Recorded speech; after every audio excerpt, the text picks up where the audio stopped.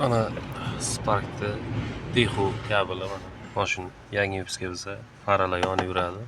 O'shani o'chirish uchun mana bu yerdan kabel uziladi.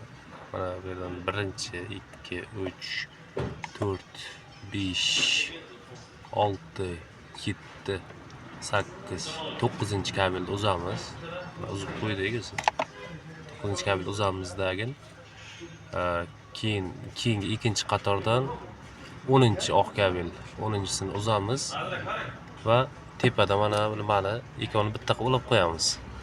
Shunda birinchi faramiz o'chadi. Endi fatfarnimiz yonib qolibdi. Uni o'chirish uchun ikkinchi qatordan 1, 2, 3, 4, 5 kabelni uzamiz. Mana uzib qo'yganmiz va shuni orqa tomonidagi 5-kabelga qo'shib ulab qo'yamiz. Shunda fatfarniki ham o'chadi.